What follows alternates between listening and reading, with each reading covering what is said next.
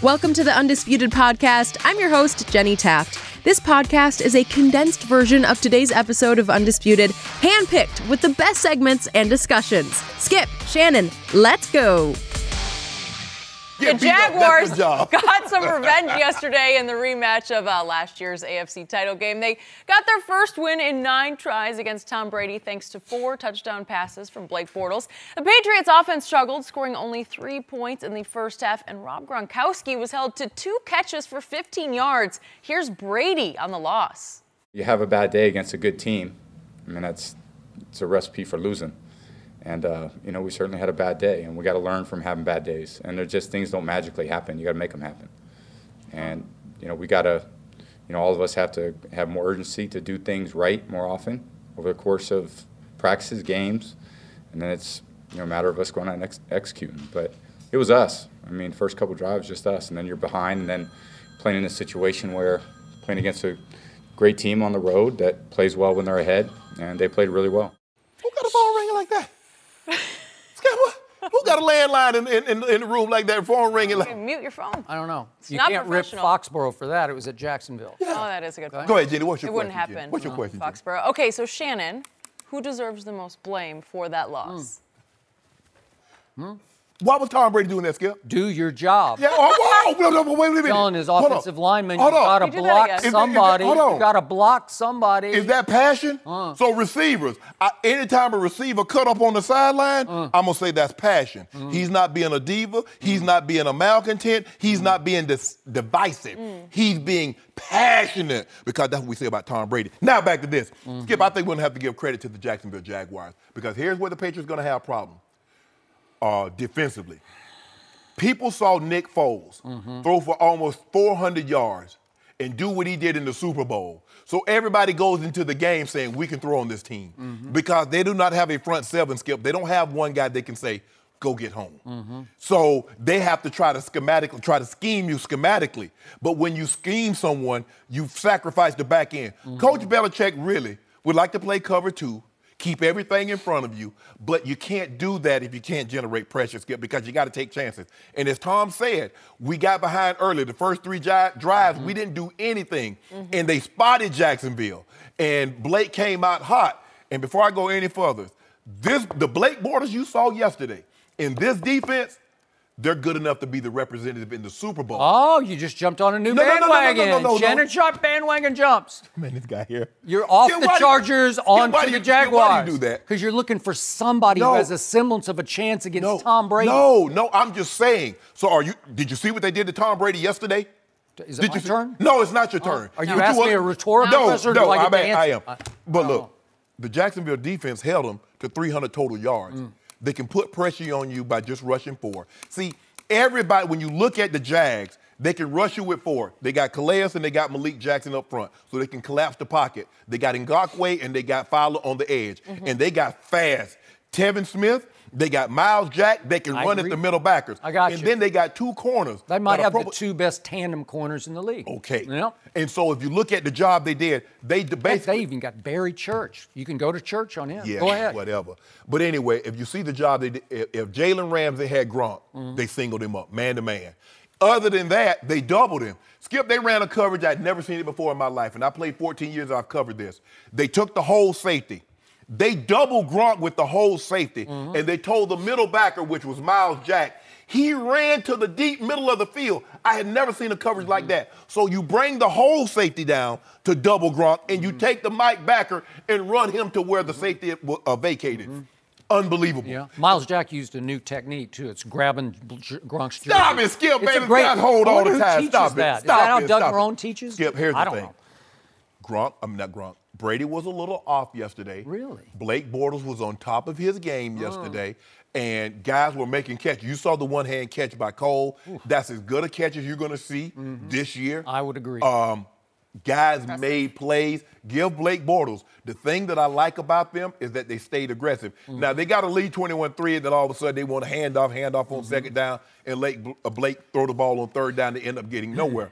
But as long as they allow Blake to stay aggressive, the Patriots are going to have problems, Skip, because they can't generate. And I was like, man, because we watched them in the first game, and you're like, where was this defense in the Super Bowl that was generating this kind of pressure? Yesterday, I'm looking at them, I'm like, they're worse than in the Super Bowl. They can generate nothing. And when you can't generate Skip, I don't care how bad the quarterback is. You let him sit back there unbothered, and they will pick you apart. And that's what Blake Bortles was able to do. They didn't bother him. They didn't get in his face. They didn't pressure him. And he was able to complete pass after pass after pass. The Jags, with this Blake Bortles, they're good enough to be because defensively, they're going to keep him in every game, Skip. That defense is good enough. They're going to be in every game. The question is, can Blake Bortles, I'm not saying play like this, Skip. I'm talking about 4 touchdowns. But can he be some resemblance of an upper level, say, can he be a top 10, top 13 quarterback? Anything like that, they're good enough to be the representative. My turn? It was your turn. Thank you. Yes. That was after 12 minutes. You know. 12 minutes, my God. Timing you now. Yeah. Watch out. You know, let's get Bayless. Bottom line, against that Saxonville defense, in the NFL's hottest game in the last 15 years, since the game 15 years ago outside in Arizona, 97 degrees it was yesterday in Jacksonville with high humidity, Tom Brady played plenty well enough to win that football game. And he did so without his 3 top receivers from the great comeback that he engineered in the AFC Championship game against Jacksonville up in Foxborough last year. But Bill Belichick's vaunted defense, the genius Bill Belichick, it gave up almost 500 yards and 31 points to a Blake Bortles offense without Leonard Fournette and without its best receiver, Marquise Lee, who's gone for the year. Are you serious? There's no Fournette and no Marquise Lee? And the vaunted Patriot defense that you were raving about all last week gave up almost 500 yards and 31 points. And Blake Bortles was 10 of 14 on third down? Yeah, you get on beat. third down? You get beat. So you know what Tom Brady was doing when he was over there hitting his head? Do your job? He was maybe yelling in Belichick's direction. Do your job, Bill Belichick. Whoa, Skip. Because that was you out of just line. shameful. I'm not out of line. I'm in line on this one because that looked at least as bad as the Super Bowl looked. They did. It was 377 to 373. It was Blake Foles all over again, right? Yeah. This is the guy you have little to no respect for, Blake Bortles. Yes. He had a QBR scale of 0 to 100 of 95 against Bill Belichick's defense. How can you overcome that? The Tom Brady overcomes everything. Yeah. Remember? And just when I thought Brady was about to get them back in the game, what happens? It's another crossing route. It's like Bill Belichick's never seen a crossing route in his life. No, Skip, I don't know. No, that's not Coach Belichick. How about the D.D. Westbrook play? It's just a simple crossing route. And he can't. Oh, here's another. There's Blake Bortles. Simple. Just a little crossing route. Shallow cross. Cross. Then he turns it up. Can you tackle him? Nah. Can, maybe you can tackle him? Nah. Can you catch him? Nah. D.D. Westbrook's in the end zone. I'm just sitting back. I'm watching my TV. I'm like, what just happened? I thought this was Bill Belichick. Go, D.D., go! Yeah. Go! And I tweeted at that point, Belichick, question mark? And then I tweeted, Smell-a-chick, because that just smelled to me. Smell like what? Stinks. Oh, okay. It stinks. I thought you were trying to imply something. Smell-a-chick. No, smell-a-chick. It just stinks. But if you don't mind me asking, Tom Brady's first 3 possessions when they go 3 and out. It's the defense is hellacious good. No. Tom Brady got the ball. Yeah. I'm asking you a question. Why did Tom Brady go 3 and out? Why did not Tom Brady put points on the board with his first 3 possessions? Well, he didn't in the AFC Championship game either. They're down 20-10 in the fourth quarter. And what was the difference? Coach Belichick defense couldn't stand up in the fourth quarter. Tom Brady couldn't do heroic. I keep telling you. Tom Brady threw for 138 in the fourth quarter of that game. What did he throw for yesterday? With 12 stitches in his throwing hand. What did he throw for yesterday healthy? What did he throw for yesterday healthy in the fourth quarter? He had a good QBR yesterday. He was in the 70s. That's really good. 70? Blake Bortles said, I do 70 in my sleep against you good bums. That's not what you told me last week. Yeah, I know. Speaking of bums, I think you basically called Blake Bortles a bum. He was. Yeah, okay. Skip, everybody, I'm not saying anything that anyone else hasn't said. They said this team is good enough to get to the Super Bowl if Blake Bortles can play well. And he played well. And we've seen flashes of it where he plays like a competent quarterback, but we've also seen flashes where he stinks it up. So let's not pretend that all of a sudden I'm just reaching for things out of the sky to say about Blake Bortles. Okay, so to be objective about this, the Patriots did lose probably their best pass rusher, Trey Flowers, early, and they lost one of their safeties, Patrick Chung, later in the second half. So I'm going to give you those two. But how about Eric Rowe? Remember Eric Rowe, the guy who replaced Malcolm Butler in the Super Bowl? And Malcolm Butler played exactly 0 defensive snaps in the Super Bowl. I know you're going. So he was out there yesterday, and every time I looked up, Eric Rowe was chasing another receiver. But Skip, there's nothing he can do about those catches. I think he's torchable. Skip, some of those catches. The catch that Cole made. Skip, there's nothing you can do about that. The touchdown, that was a great throw and catch. But I can tell you what, and I know what you're thinking. And when he took Eric Rowe out, I said, Skip's like, you take Eric Rowe out because he's getting torched, but you wouldn't take the guy out that was getting torched in the Super Bowl and put Malcolm. But I say I know Skip is good. Thank you. But here's the thing. You know what got Coach Belichick upset? Coach Belichick says, you know what? My defense is off. Maybe I was off and the play calls was off. Skip, they still had an opportunity. It was 4th and an inch. Coach Belichick has gone over every scenario 1,000 times. If a guy jumps offside, is less than 5 yards, you move. You touch. Just touch him or do something. You move. That's it. They all stayed stationary. He reached for his flag. Right, and nobody moved. I'm not saying that would have won the game, but it would have given him a better chance. It would have given him an opportunity. Yeah. So now all of a sudden they go down and score. It's 24-17. Yeah. Now we see if Blake Bortles can still make those same throws, being up by 7, because we saw in the second half, in the championship game, as the Patriots started their comeback, we saw all of a sudden Blake Bortles, it's all got the little T-Rex on. He couldn't throw. He couldn't extend like he was when he had that big lead. So even Coach Belichick, sometimes his training, his methods don't always get through in the most crucial of times because, Skip, they don't normally make those kind of mistakes. They do not. So my bottom line takeaway from this game is I thought before the year that Tom Brady would again beat Jacksonville in Foxborough in the AFC Championship game. Now I'm just not sure he can overcome this shameful defense enough to keep the AFC Championship game at home. I think Tom Brady might have to go back to Jacksonville to get to the Super Bowl in Atlanta. I'm telling you, Skip, teams believe that they can throw on them. Nick Foles put up 373 in the Super Bowl. Blake Bortles just went for 377. So they're saying, look, you don't have a pass rush that can get home. Basically, once Chandler Jones, in the last 10 years, the last decade, the only guy that he had that consistently get home one-on-one was Chandler Jones. But you know, Skip, in order to get home, you have to give up edges. And that's not what Coach Belichick wants to do. You look at Chris Long, the way he rushes the passer in Philly as opposed to the way he rushed the passer in New England. Yep. So this is what Coach Belichick, that's the dilemma. But it's hard for him to get out of that, Skip, because he's had such great success doing it his way, playing down the man, not giving up big plays. But it's hard when you let that quarterback sit back there and just pat the ball and like, okay, I want you. Like Skip Bayless. Bing, bing, bing, bing. Bad things happen. Are you still giving Bill Belichick 75% of the credit for New England's 75. dynasty? Yeah. How about 7%? No. Okay. How about 75% of the blame? Tom Brady could have, on the first 3 drives, Tom Brady could have put points on the board. Please. Could have. Yeah, could have, would have, should have. Yeah. Even after all that, still the most shocking thing that happened in the NFL yesterday took place at halftime in Buffalo. Stay with us. We'll tell you next. I might pull that. No mercy.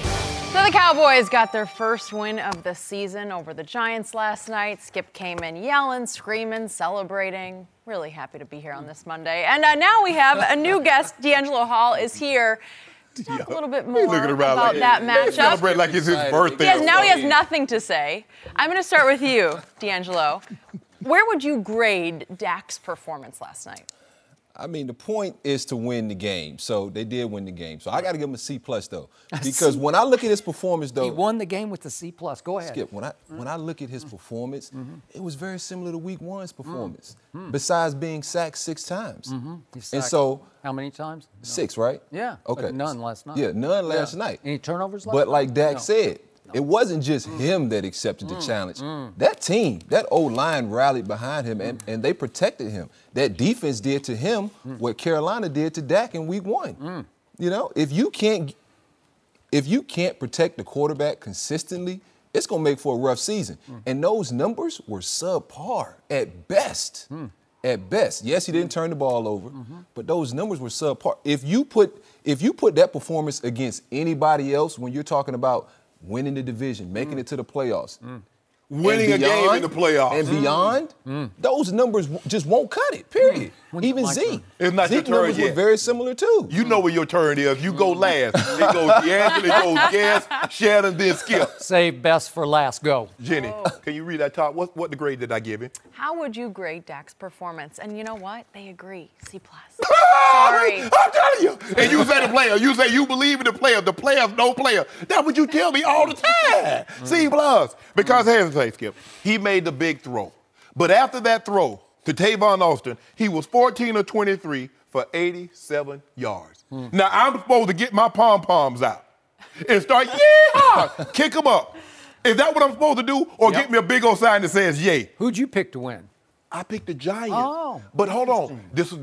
Jenny didn't that was not the question that Jenny asked me. True. Jenny asked, how would I grade Dak's performance? So the Giants. So if you thought he was going to lose and he won, it seems like you'd have to go a little higher than C+. No, it wouldn't. Did he throw an interception? No. Did he fumble? No, he didn't fumble. Skip. Did he get rid of the ball? Hold on, Skip. So you want me to jump head over heels, do cartwheels, look like I'm Nadia Comaneci out here, 16 to 25 for $160.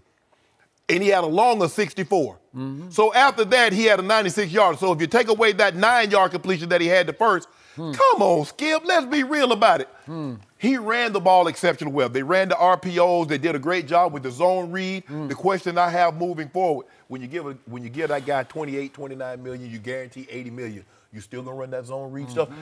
We'll talk about that another day. We'll talk about his performance. I gave him a C+. Let me ask you a question. Was Rico, your guy, you love Rico Gathers. Was he wide open on that sail route? So can you tell the people at home, because they went to bed early because the game. Tell me when it's my turn. My turn to go? After you answer this, you could have the floor. Rico Gathers runs a 7 route. I have to go now. I have to go.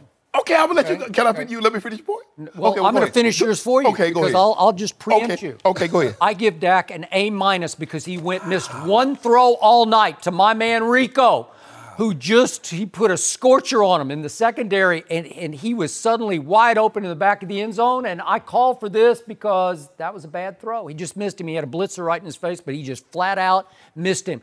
The stadium, the roof would have exploded off the top of that stadium if Rico Gathers had hauled that in. Big number. How are we going to haul it in when he threw the ball out of bounds? I just said, if you hit him up high and he's 6'6", so you could. If Dak has on a different color jersey right now, you're not giving him an A-. I would too. No So way. let's do this. QBR, which takes into account all the everything a quarterback does: legs, arm, degree of difficulty, what's the down in the distance.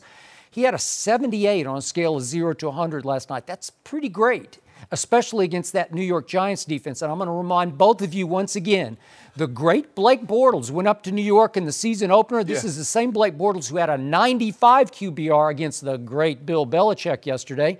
The same Blake Bortles who scored 4 touchdowns on New England yesterday scored 1 at New York. Scored 1 on this defense because it is really good. How did Dak score? Blake Bortles threw for a grand total of 176 yards and did get picked off in that game and had a QBR of 41 against the Giants because the Giants are really good on defense.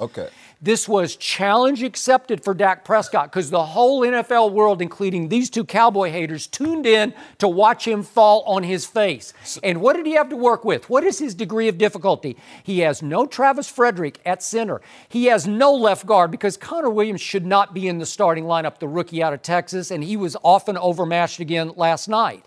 And he has, Dak Prescott, no number 1 receiver because I'm not even sure he has a number 2 receiver because I don't think you guys think he has a number 2. So is it hard against that defense to get anybody open? Well, D. Hall and I would call him number 2, but that's a different story. Call who? Oh, Those okay. receivers. All right, that's fine. Well, you just made my point for me. Thank you very much. So I think you're saying they don't even have a number 3 receiver, and Ezekiel Elliott is not yet in game shape. No, he's got his little double chin, and he looks a little hefty to me. he'll work in shape. And he'll have to play his way into shape because he played no downs in any But at 23, preseason game. But you comparing him to Blake Bortles? You're saying he had a better game than Heck Blake yes. Bortles? He had the QBR says he had twice the game. But that's that Blake the standard? Well, help me out against the great Bill Belichick. But a 95 Blake QBR. Bortles had 16 more yards passing against that Giants defense than 16 more yards? Are I just you know kidding moving me? forward, Skip, So what that has to be better. happened last night? What happened? With the world watching and waiting for him to fall on his face mask. What Nobody happened was right waiting out for that. Yeah, after Landon Collins called him out and said, put the game in his hands, we got a much better chance of winning. Dak came out angry, but when he comes out angry, it is focused, channeled, angry. And right away, he throws to somebody that the man across from me, the Hall of Famer Shannon Sharpe, said should not be at wideout because he can't play wideout. Tavon Austin. I think he can play wideout. Okay, thank you very much. Thank you very much. I think. What about that angle that safety took? I don't care. That was terrible. Was that not a rocket that the quarterback threw? Because he's got a big arm. He threw it on a line with the safety, couldn't get there, and hit Tavon right in his hands. If I would have saw more of that, Skip, history. My grade would have definitely been up higher. But I just know the Giants moving forward, are really good. They can't win. And you know like what? That. My offensive line could not win the line of scrimmage very often last night. And I didn't think they protected Dak very well, but he played really smart, flawless football, where when he was in trouble, he just got rid of him. And part of my problem, it wasn't even on Dak. It's on Jason Garrett and the play caller. He has to call different plays. You saw Scott Linehan called. You saw them expose the passing game by throwing that ball to Tavon Austin. Mm-hmm. It's nobody on the Giants defense can run with him. Okay. You have to find a way to give him the ball.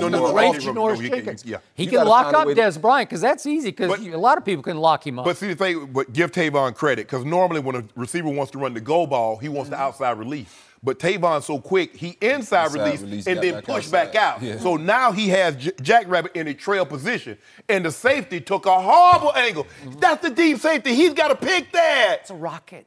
It ain't no. He out-threw the safety. Did he not? D-Hall. Did he not out-throw him? You played corner and safety. Can you tell him about that angle? I'm 34 years old. I think I could have got you. I'm telling you, Skip. We got straight Cowboy hate emanating across the table. But it was a good ball. I just wanted to see more of that from Dak because that's what it's going to take to stop.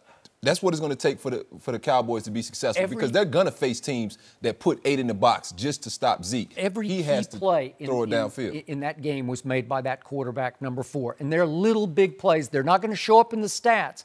Third down plays, RPO plays, zone read plays. And I was over here all week. I was just pounding the table saying, you have to let him run the read option. You have to. D-Hall, he keeps talking about third down plays. They were 3 of 10 on third down. Yeah, but all the key ones. Wait a second. He only had 3. What happened when the game is teetering, the game is on the line, early in the fourth quarter, who eats 8 minutes and 23 seconds of clock with an 18-play, 82-yard drive? Who made every play in that drive? Every play. But Skip, when he faces another team that they don't sack 6 times and that the quarterback can actually stay on schedule. Yeah. You know, I was a big. Does my team have Odell Beckham Jr.? Yeah, but you got to get him the ball. You got to be able to protect to get him the ball. Can Zeke run 40 like Saquon can? No, he can't. He doesn't have that kind of stuff. I'm just saying, Dallas are not going to win a lot of games this season if they're only scoring, 17 to 18 points. I've been telling you the whole preseason. Impossible. My defense is really good. And when my defense gets David Irving back and Randy Gregory back and Dayton Jones back, you're going to be in big trouble because we're going to be doing a lot of this on defense is what we're going to do because we're going to be feasting on the quarterback. What about your offense? It's really good. Points. It's good enough. It'll just – we're going to see a lot of these vintage 18-play, 82-yard drives. And guess what? Today, we signed Bryce Butler. Did I not beat the table last week and say, go get him? Yes. True. He is Dak's favorite receiver from last year. He averaged 21 yards a catch. I'm not saying he's a number 1 because we've had him on the show. And again, I like him personally, but he's got high football character, and he has deep connection to Dak Prescott. And he can run. And just watch. He can run, and he's a big kid, too,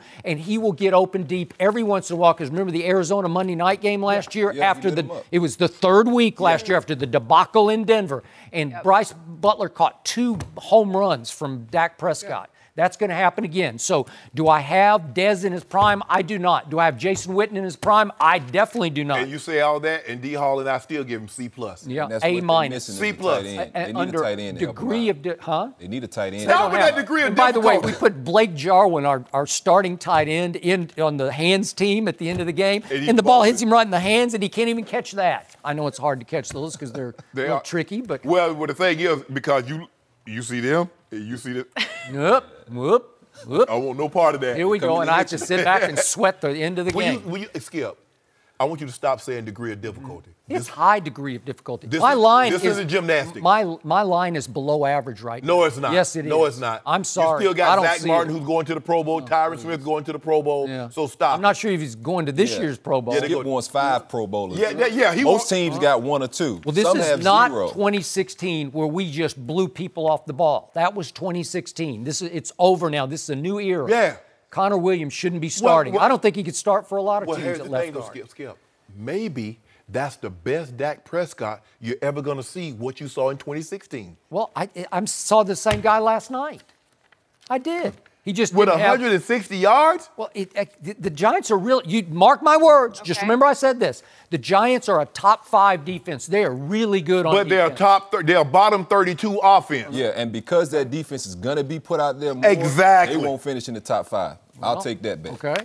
Well, I don't know because all I heard. I just know they're going to be on the field a lot. What did I tell you about Saquon? Terrible. You can't run him between the tackles. You can, but you just got to block for him. Skip, you can't have him being Barry Sanders. He got to juke 2 or 3 people just to get out the backfield. What about Nate Solder? Pro Bowl. What about Skip? The offensive line is the only unit that needs to play as one. You got 5 guys, but they need to be as one. They have to be cohesive. And you see that offensive line, they're a mess. My defense is really good. Oh, my goodness. It's really good. And how about my man Woozy?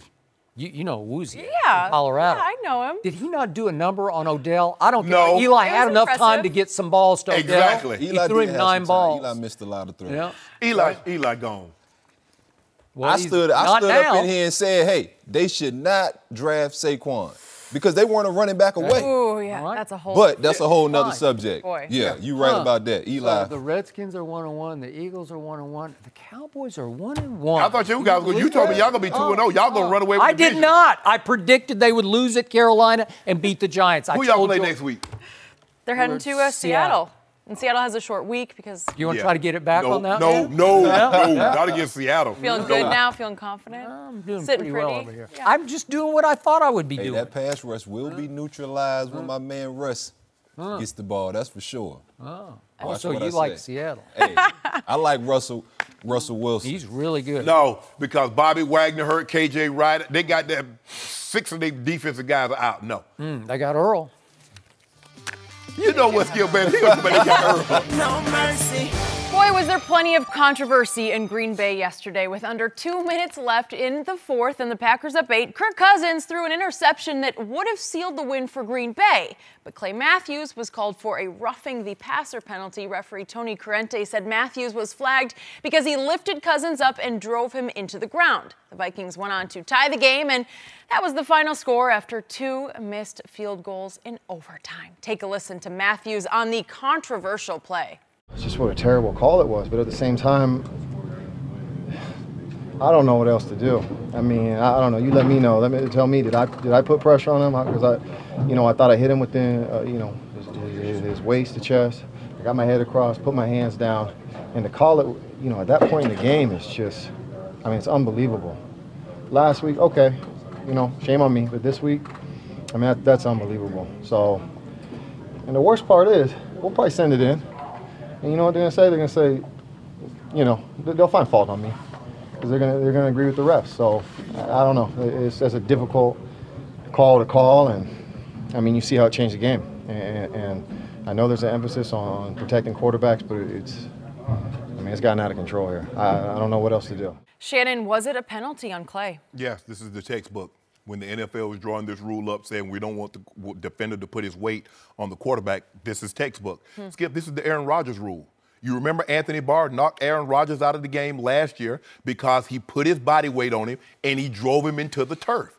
This is the exact same thing. Clay Matthews understands you cannot drop your body weight. Tom Brady also has a rule. Skip, you remember? You can no longer hit the quarterback in the pocket below the waist. Tom Brady got hit in the knee, towards ACL. They changed the rule the next year. Aaron Rodgers gets knocked out of the game, first or second game of the season last year? They changed the rule the following year. This is the way it is, Clay. You're going to have to adapt. You cannot teacup the guy, which means he lifted him ever so slightly, and his shoulder was driven into Kirk Cousins. Give Cousins, my first cousin. I told you, Kirk, for real. I told you my first cousin was going to do this thing, Skip Bayless, because even though that might be the case, and I know what you're going to say, that play changed. Have I spoken? No, I I'm not haven't said talking. a word. Can I talk? This is my I turn. don't get it. I didn't ask you anything. You always put words in my mouth because you're going first. Yes, exactly. So why don't you speak for you and for me, and then we'll go to the next question. No. I don't want to do that because I want to hear what you have to say because I got to bust you up. I already know because here's the thing. Yes, that gave the Minnesota Vikings a second chance, a new life. True. But at the end of the day, First Cousins still had to get him into the end zone. And not only did he have to get him in the end zone, he had to get him a 2-point conversion. But how he made that throw on the sideline, Jenny T, to old Adam Thielen, I still don't know how he got it in there. Special. He got to be magic. Oh, it was Copperfield. I can't wait. No, you can't. Oh, Copperfield. That was Copperfield-esque. Really? Houdini-esque. Yeah. They got shows in Vegas that the magic is not that good. Yeah. And I done seen a bunch of shows. Saw Penn and Teller. So Chris Saints, I've seen a bunch of them shows, and they don't got magic like what old First Cousins did yesterday. And then that old sluggo robbed Stephon Diggs to get that 2-point conversion. That was sweet. I'll give you that one. But Skip, this was textbook. If the NFL wanted to show guys, this is what we're trying to do. Because like you said, quarterbacks are the face of the NFL. And they don't want these guys hurt. They missed Aaron Rodgers for, 8-9 weeks last year. Tom Brady missed 15 weeks of the season. They don't want that. So they're not going to let you drive the quarterback into the dirt anymore. Hence, this is why you're seeing 5, 6, 7 touchdown performances. This is why you're seeing guys back in the day, Skip, they would have never thrown for 400 yards. This is why you see the offensive explosion, because the quarterback is protected, the receiver's protected, and now you're getting these offensive numbers that are going haywire. But, Skip, this was textbook. Clay Matthews picked the guy up ever so slightly, and he drove his shoulder into him. This was the right call. And look, if this is a foul in the first quarter, if this is a penalty in the third quarter, it's got to be a penalty. Time of the game should not should not dictate when you throw the flag. A flag is a flag, regardless the time of the game and whether or not the outcome of the game could possibly hinge on it. But at the end of the day, that flag did not give them a touchdown. Cousins still had to drive this team into the end zone and get the 2-point conversion. And he did it like I knew he would. So everything you just uttered was just as wrong as that flag was, and all your opinions backed up by Jenny from Minnie here because she's a Vikings fan. Yes. No, she's on your side. No. She said no. She said you no. Oh yeah. Oh, I forgot. I was like, wait a second. Yeah, okay, my bad, Jenny. My bad, Jenny. It's okay. I'm pretty sure that referee Tony Correnti, who threw that flag, was also a judge at the Triple G fight the night before, and one of the judges stole it from Triple G. I think he did double duty. Really? I'm serious. Busy weekend. This was an even bigger robbery, and I thought that was an all-time robbery because I tweeted it round by round, and I thought that Triple G took that fight over in the 6th round and imposed his will on Canelo all the way home, and he lost because 2 judges said he lost. Canelo was aggressive. This was even worse.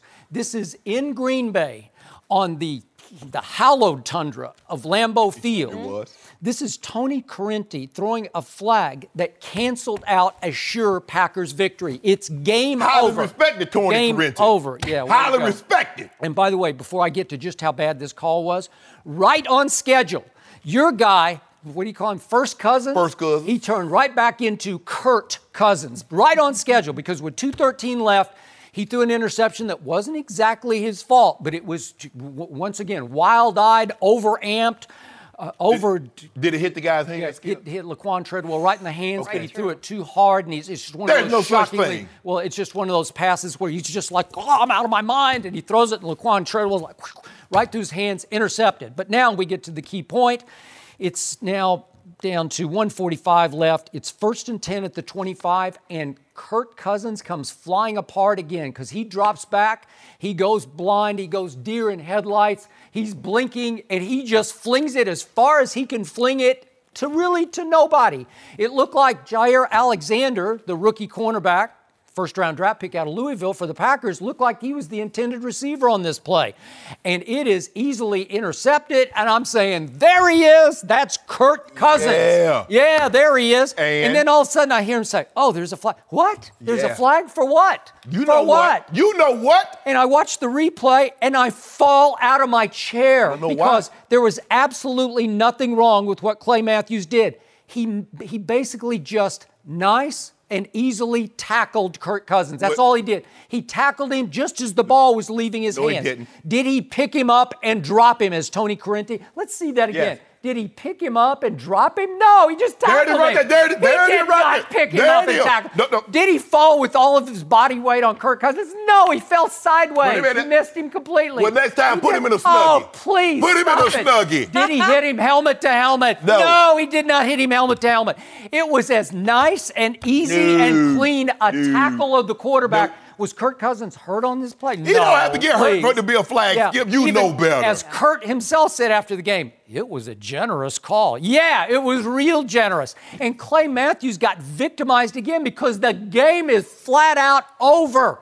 It's 1:37 left, and the great Aaron Rodgers has the ball back, and he's going to make one first down, and they're going to kill the clock, and it's going to be over because it's 29-21 at that point. They're up 8 points. If you don't mind me asking. Okay, when they got that penalty, how many points did the Vikings get for that penalty? How many points? Yeah. They got none. Kirk Cousins the game's over. It's just over. No. It's over and out. Whoa. You're out. Whoa, time out. Okay, they got the first down. They gave him 15 yards. But did they get 8 points for that? Or did the Vikings have to drive down the field, get a touchdown and a two-point conversion? So, speaking of that, the touchdown pass to Thielen that you talked about, you did not point out that the magic was that this was such a bad throw that 2 Packers should have intercepted it before Thielen caught it. And believe it or not, this ball actually grazes off Jair Alexander's jersey. It hits 23's jersey. It hit on the way down. It actually caroms slightly off his jersey. Look at this. We can't see it in slow motion. And to Thielen's credit, walk into it, Kurt. To Thielen's credit, he stays locked in on the football and he watches it all the way into his hands. And it was it should have been the 3rd pick of the game for Kirk Cousins. And I gave you the 2-point conversion pass, the fade route. It was beautiful. It was just beautiful. That's too good. But see, what First Cousins is showing you, what he's capable of when you surround him with better talent. You give him Thielen, you give him Diggs, you give him Rudolph, you give him Cook, you give him Latavius Murray. Now, we didn't get a chance to talk about him. Look at old check down Alex. How did he look yesterday, Skip? With that same team. Now, First Cousins was throwing for 4,000 yards and 30 touchdowns. Yeah, and right on schedule. Every time against my Cowboys, I could just book it that he would throw it to us when you least expect it. Well, he don't have to play the Cowboys, so you don't have to worry about it. 1-6 against my Cowboys, and he should be 0-1 against his division rival. He should be. He threw the interception that ended the game. No, he didn't. That's such an outrageous call. How can you throw that flag at Lambeau on the Packers? Easy, because it was a penalty. That's how you throw a flag. The NFL cannot defend this. Yeah, I'm defending it. I'm defending it for him. And by the way, somebody who's like an Aaron Rodgers idolater, almost in the same vein as he is LeBron James, Shannon Sharpe. Yes. He told me all last week, there's no way that Aaron Rodgers and what did play in this game. What did they say? No way. What did they say? He should not have played. Really? Yeah. He looked really good. Could we see that early play? It's 3rd and 7. Could we see this?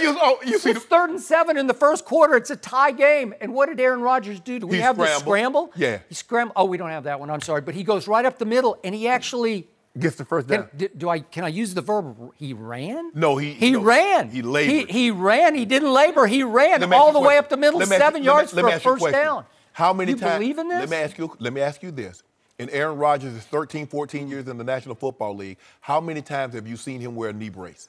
Well, it's because, as Adam Schefter of ESPN reported yesterday, he has a bruised knee. It's bone bruised, so you want to protect the knee from taking another shot directly on the knee. But his ligaments were all okay, which is exactly why the team doctor a week ago Sunday night against the Bears at halftime said at halftime, you cannot hurt it any worse. It's because the ligaments were fine. He's doing his hands on test. If his ligaments are fine, they're solid. If his ligaments are fine, he doesn't need a knee brace. You got the brace on to protect it from taking another shot to the knee because it's very painful, but it doesn't hurt to run straight forward. All I'm saying is, how many times have you seen you seen Aaron Rodgers play with a knee brace? Here we go. Here's the run. Look at this. Did he? Boy, that looked like. That meant he was hobbling. That looked like Aaron Rodgers. Wait a second. Look at this. Look at this. He takes off running. Look at this. I wouldn't know he was hurt. Yes, He's got a balky brace on his knee. But let me ask you a question. Wow, that was Tom Brady wears. Wait, that was the limp around guy. Remember, he's playing on quote unquote one leg. Yeah, he was. But let me ask you a question. Interesting. If you notice, There's nothing wrong with Tom Brady's knee, but he wears a knee brace. Why, Skip? Well, because he's been through it. He's comfortable with it, so he's used to wearing it. Aaron Rodgers is not used to wearing a knee brace. And when you're used to having on things, when you're an athlete, Skip, we get into a comfort zone. So whatever kind of pad you wear, you normally stick with that. And when you have to go outside of your comfort zone, it becomes cumbersome. Brace or no brace. I told you Aaron Rodgers would play well enough to win the game, and he did. I thought he played very well against one of the top 5 defenses in pro football, and he should have won the game. And Tony Corrente, who reffed the Golovkin fight the night before. No, he didn't. Yeah, he did. But let me ask you a question. He stole it. Did First Cousins play well enough to win the game? No, he picked. That man threw for 425 yards. Vintage. Remember that Thanksgiving against Dak when Dak went 4 for 4 in the red zone? Yeah. Cousins threw for 500 yards and lost. He threw for 450 something. But anyway, hold on, Skip. The man was 35 or 48 for 425 and 4 touchdowns. The Packers are not very good on defense. They are not very good. They're going to have a hard time. You know it. Now all of a sudden the Packers aren't very good on defense. They're not. They're just not. Whoa! So where have you been saying this when Aaron Rodgers losing the playoffs? I've been thank you. That's all I wanted him to do, Jenny. You say I want him into that trap. I just wanted to get him on record saying I'm just echoing you. No! The Hall of Famers told me for years. That's all I ever hear. They're terrible on defense. All I wanted to do was get you on record you. saying the Packers Aaron aren't Rodgers very good. He was good enough to win the game. It was over. Yes. Right? Yeah.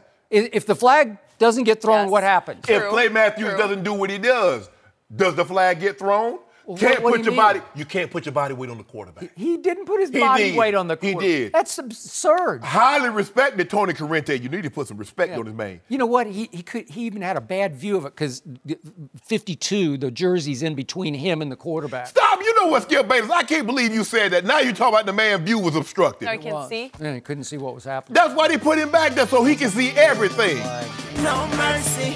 So take a listen to this story. Bills cornerback Vontae Davis abruptly retired at halftime of the team's loss to the Chargers yesterday. After the game, the 10-year vet issued a statement saying, quote, "Today on the field, reality hit me fast and hard. I shouldn't be out there anymore." Coach Sean McDermott said after the game, Davis, quote, "pulled himself out of the game. He communicated to us that he was done." Wow. Shannon, have you ever seen anything like this? Never in all my life. Skip, you know I grew up on a farm, so I've my grandfather had hogs, we had chickens. I was in 4-H. I went to a county fair, a goat show, and a cow show, and I've never seen or heard bleep like this before in my life, Skip. Never. Now, I've seen guys quit in training camp, Skip. Guys have been, 12, 13, 14 plus years. You're practicing 3 hours a day. The old way to practice, not now, but the old way, and you don't want to do it like, no. Normally, Skip, when a guy reaches this conclusion, he says, you know what? I don't want to lift this heavy-ass weight anymore. I don't want to eat like I've been eating for the last 10, 15 years. I don't want to condition like what it requires me to go out there and compete at my absolute best. They do this in the off-season. They don't do it in the heat of competition. For sure. But if you remember last year, Skip, Misha Tate sat right there, and she said, you know what? It came to me in the middle of the fight that I was done. She said, I hated that it happened that time, but I had to keep fighting or I could have seriously been hurt. Vontae Davis, I commend him, Skip, because we said, you know what, man, that guy's just stealing money. And I know some other guys that have quit. They quit mentally, but they still showed up physically. He was in a place that he says, you know what, I don't want to do it anymore. Now, Buffalo said, I wish you had told me that earlier. Skip, he didn't just come to this realization yesterday. If you remember, Indy cut him, was it last year? So this was here, this was brewing. Now maybe he's like, if you watch the footage of it, the Chargers were scoring touchdowns. There's not a Buffalo defender in sight. So Vontae Davis has said, hell, a lot of you guys retired. Are you seeing what I'm seeing? I'm just man enough to walk away from it. And Skip, when you get to this point in time, when I was talking about this last night, when you reach this point, you know what you do? You walk into the locker room, you throw your uniform in the middle of the clothes, you take a shower, you get dressed, you look around because you realize I'm never coming back in another locker room again. You deuce them out. Correct. I've never, Skip, when I heard it, I like, I'm reading Twitter, it's coming up on the thing, it's coming like Vontae Davis, retires. I'm like, how the hell you retire? How you retire during the game? Skip, I've never, ever heard, and I've heard, listen, I've shared some stories and I've heard some stories, but might be one of the strangest stories in my 14 years of playing and being around it for another 15 years that I've ever heard in all my life. So I'm with you on this. I have zero use for and zero respect for Vontae Davis saying no moss at halftime. If he wanted to do it after the game, if he wanted to do it today, I'm fine with that. Because this was predictable to me if you look at his recent history. I don't think his mind or his body was into what was going on the football field yesterday, and he knew it just like Misha Tate said she knew it. So let's look quickly back at his career. He was the 25th pick in the first round for the Miami Dolphins, and he was basically a bust in Miami. Yes. And they traded him to Indy, and he sort of found himself. He's found a second home and a second life in Indianapolis. And in 2014 and 2015, he made the Pro Bowl. He did. And he got his money. He got $20 million guaranteed. He has made $54 million for his career. But right on schedule last year, he tears his groin early in the year. He says he needs surgery, which he did, so he had surgery. And Indy said, we are out. Right. We are done, and we cut you at the end of the year. And I'm pretty sure he's thinking, am I done yet? Like, is this it? But Buffalo calls and says, hey, we'll give you $2 million more. And on top of the $2 million guaranteed, we'll give you $50,000 a game that you make the 46-man roster. So he's thinking, I don't know, it's pretty easy money, right? And they gave 1.5 to sign and $2 million fully guaranteed at his base salary. Okay. All right. That's $3.5 million. Okay, so he's saying this is just like easy money, right? Stealing. Like stealing money. Yeah. But you still have to actually play football. Right. So what happened in OTAs? He was not ready to play yet. He was not healthy coming off his surgery. What happened in training camp? He could not play. What happened in the season opener this year, the first game? He was inactive. Right. And what happened right on schedule? Buffalo, probably the worst team in the league. Right. They have so many injuries at corner and safety. They had to play him. They had to play him. And not only did they have to suit him, they had to start him. And what happens right away in that game? You saw it. Yes. Mike Williams gets wide open and victimizes this guy, Vontae Davis. Yes. The former Pro Bowler is ashamed that he's just getting lit up because he just doesn't want to play anymore. He doesn't want it. Okay? So he should have stopped, but he's trying to steal the money. Yeah. And guess what? They yank him after the first touchdown pass. It was a 7-0 touchdown pass to Mike Williams. They yank him and they bench him. And he's saying, what do I need this for? Right. And I'm sure he's overreacting. And from his post, his Instagram post or whatever, it looked like he was kind of trying to apologize between the lines by saying, he never said I shouldn't have done this, but he basically just telling you, this is not I'm shot. This is not how I envision my retirement. No. Sure. And he's as you mentioned, Skip, he's a shot fighter. But when somebody says, okay, here's 1.5 million, we'll guarantee you $2 million, and every game that you're on the roster, you'll get $50,000 in incentive. Plus, you're a veteran player, so he could have made $5 million this year alone. Right. But come on, bro. No, I don't care what they do it this way. You do all he had to do is come back out and stand on the sideline for the whole second half. Right? That's all he had to do. And it's over. Right. Right? No, and then go in Monday and say, Coach, I ain't got it no more. He said, I appreciate everything. He said, I appreciate you guys giving me an opportunity and believing in me. But, Coach, mentally, I'm not here. Physically, I just can't do it anymore. Yep. And now you have some dignity. Man, how you look at that man? And people ask me, well, what were you saying? I wouldn't have said anything. I might have had to whip him because we get whipped. Buffalo are the best team. I'm like, man, get on up out of here. Yeah. Because first of all, you've been pretending all this time. Because I can assure you, there've probably been some of his teammates going to the coach, hey, man, we need to give Vontae a look. Yeah. Man, put Vontae in there. He can't be no worse. No. So now I'm vouching for you. You got my credibility, and then you pull this bull jive. That's correct. Man, kick rock. Get out of here. So several of his veteran teammates were real. You should be. They reamed him out. Yeah. They should have, because I can't defend any of this. No. But I do get it. Yeah. I do see it. I do feel what he was feeling. He's a former Pro Bowler who was humiliated to even step on the field and get torched by Mike Williams. Right. And he says, I can't. He also did not not want to associate with the mess that is now the Buffalo Bills starting Josh Allen at quarterback, who struggled. I think he had like a 14 QBR. Yeah, and it's not going to get any better. But that's the thing, Skip. Normally, like I said, you've made it the hard part. Think about it. You condition all season. You've had to eat a certain way. You had to do certain things. You go through training camp. Skip, the hard part is over. They don't practice hard anymore in the regular season. Basically, it's a lot of walkthrough. You do a little minimal work, and then you go play the game. So it's not like it's strenuous like it used to be. Okay, but what did you tell me? You hit this wall at one point where you just said, I can't take the meetings anymore. Skip, that's what it was. Skip, I still enjoy training. Yeah. I still enjoy eating that way. I still enjoy conditioning. It was just the meetings. And I believe if Mike would have told me, say, well, Shannon, you don't have to do meetings. I believe I would have turned the CBS deal down because I still love the place. Mike would not have told you. No, he wouldn't have told me that. So I had to tell him I had to go. If I'm gonna go to meetings, I'm gonna go to meetings somewhere I'm gonna be happy. Well, somewhere Vontae's collecting his last check. You know, like he's good. Nah, I'm holding on to it. I'm gonna say no. You got to sue me. Go to the Players Association and sue me to get it because you didn't fulfill your obligation. I ain't giving you jack. And as a matter of fact, I'm coming to get some of that signing bonus back. They might. You ain't no Mike. They just might. How you think you gonna quit on me and then keep my money? I wish I might think you think you gonna keep my money. I'm going to get it. I have a feeling he's gonna wake up and think I should have maybe handled that a bit differently. Yeah. Hey, you know what? Maybe a bit differently. If they bench him, just go stand on the sideline. But you know what, Skip? Now that I think about it, going home. Your mind's not there. Your heart's not into it. Don't waste your time, and more importantly, don't waste mine. Because my time is more important than yours. I know your heart's not in it. You've already keep it moving. So I'm going to give him credit. It's bull jive the way he did it, Skip, because he could have handled it a better way. But we always tell guys, don't just steal money. Don't just collect the checks. Go on home if your heart's not in it. His heart wasn't in it. He went home. He just handled it in a bull jive manner. No mercy.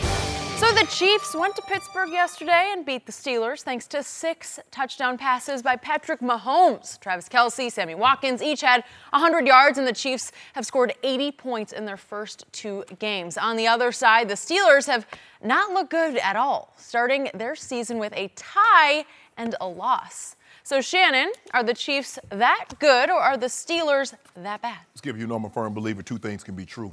I believe this Chiefs offense is that good, and the Steelers defense is trash. Because we just saw them last year in the playoffs give up 45 to Jacksonville, and we're talking about Blake Bortles. Blake Bortles got 45 against the Steelers defense, and I believe this is why you and I, neither one of us picked them to represent the AFC in the Super Bowl because of this defense. Now, you remember a couple of years ago, they fired Dick LeBeau because they said the zone blitz and Dick LeBeau, he was archaic in his thinking. Come to find out, it's not Dick LeBeau's system. It's these players that he has. Steelers, all their money is invested on the offensive side of football. You look at, they got like $14 million if Le'Veon comes back. They got another $17, $18 million tied up in Ben. They got $16 million tied up in Antonio Brown. Their left tackle, their center, their guard get paid top dollar for their position. So all their money is on the offensive side of the football.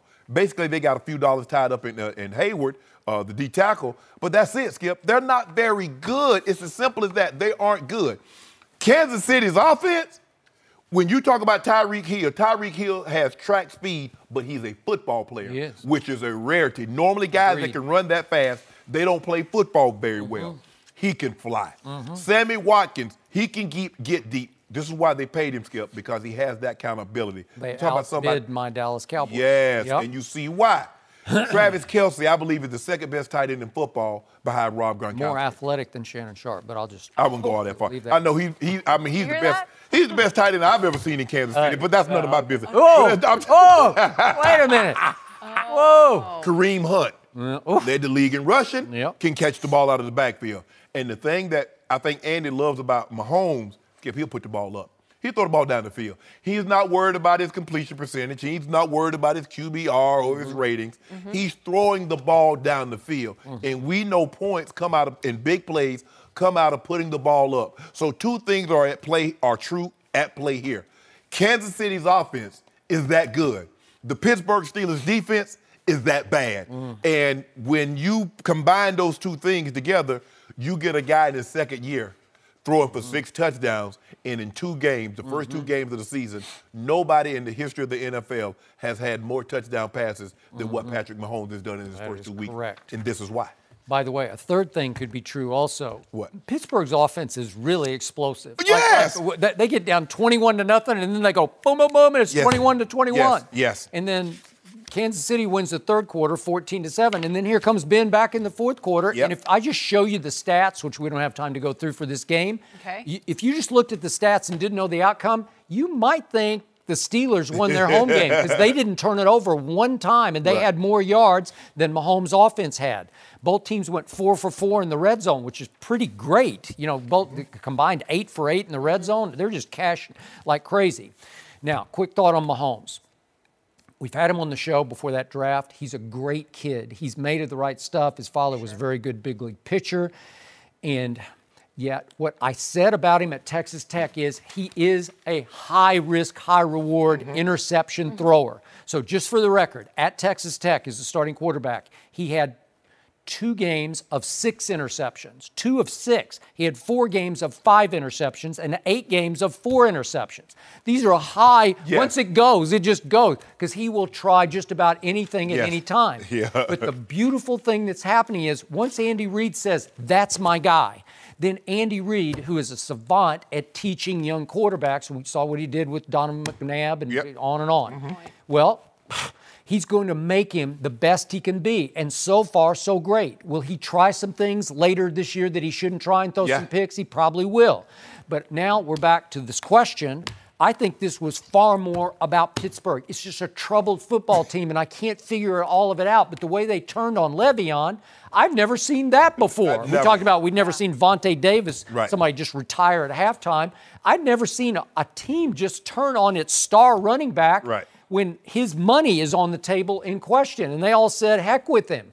And so now, I don't know, do they bring back Le'Veon? They only had 33 yards rushing yesterday, so it was all through the flying circus through the air. But do you think they'll bring back Le'Veon this week? Probably so. I think they probably do. Will that fix what ails them? I don't think it will. Skip, I don't know.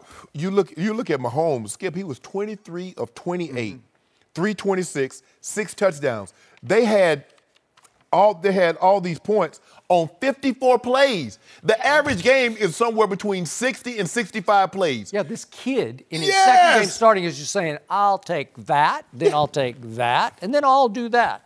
What makes them so difficult is that you almost have to play exclusively zone because Tyreek Hill is so fast. He eats up a cushion. Okay, now you got Travis Kelce. What are you going to do with him? You're going to take your line? You want your linebacker or your safety dealing with Travis Kelce? And then you got Sammy Watkins on the other side. Running backs like having what we call light box, Skip. They don't want that 8th guy. They want 6 or 7. So now, and plus we got to worry about, we got Sammy Watkins on one side, we got Tyreek Hill, and we got Travis Kelce. If he doesn't turn the ball over, because remember, you mentioned those games. He had 8 games of 4 interceptions. I think he also had a game where he threw for 700 yards. No, he does. No, he does. Against my Oklahoma City. He had a game where he threw for 700 yards. No, I got it. We know what he's got a huge arm. Capable. Yeah, and he's got great charisma about him. What game was that, Skip? Was that? I think that was in the preseason in Atlanta where he threw the ball 70 yards in the air to Tyreek Hill. No, he did. He outthrew 2 defenders on that throw. So, okay, remember, bottom line, Mike Tomlin's forte and expertise is the defensive side, so something's going to have to give here pretty soon. You can go defense all you want to, but at the end of the day, Skip, you better have some studs. Yep. Yeah, Bob Baffert has 2 Triple Crown winners. 2, American Pharaoh and Justified. They're not Shetland ponies. They're not Clydesdale. They're not Shires. You know, I know about, your boy, a horse guy. I'm a horse guy, too. No, you don't know about no. I'm a horse gal. I won the Eclipse Award for horse race coverage. You got to give me a break. How? Because I was really good at it. Recount. Yep, I want to recount. A long time ago, I did. Yeah. Surprising. No mercy. Thanks for listening to the Undisputed Podcast. I'm Jenny Taft. Join us again at the same time tomorrow morning, 9:30 Eastern. We'll see you then. Fox Sports 1 of 1.